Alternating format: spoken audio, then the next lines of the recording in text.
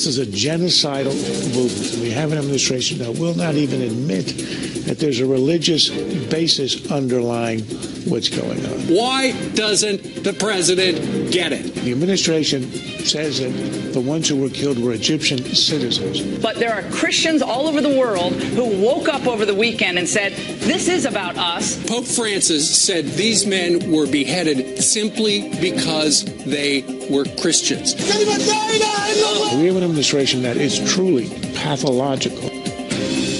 ICE is beheading 21 Christians just because they are Christians. And still the White House is refusing to acknowledge the Egyptian victims were Christians. And Reverend Franklin Graham joins us from Samaritan's Purse. He joins us. Nice to see you, sir. Thank you, Greta. It's good to be with you.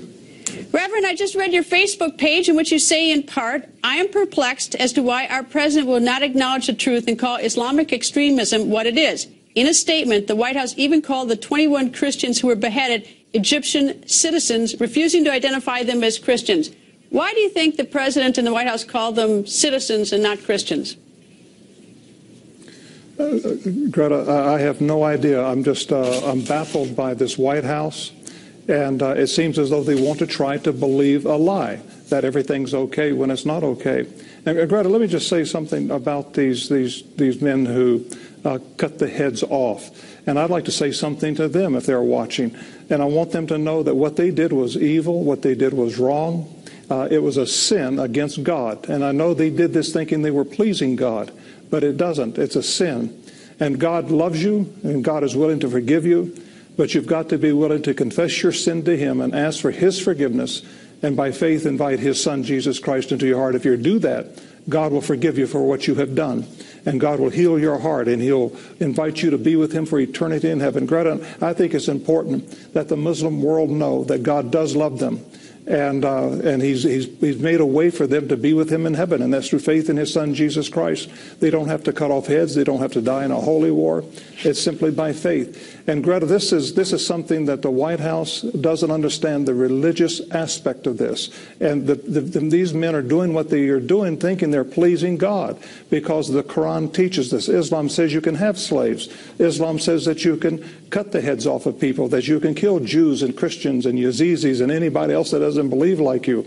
And this is a religious aspect of this that they just don't accept, and they refuse, even to this day, will not accept it and don't believe it.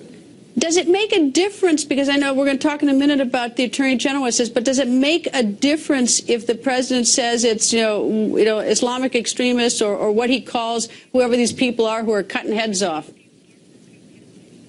It does make a difference, Greta. We have to understand who we're dealing with, and you have to deal with it accordingly. And the president is ignoring the fact that these are Islamic extremists. These are terrorists, and ISIS is a terrorist organization, and they are bent on destroying the West.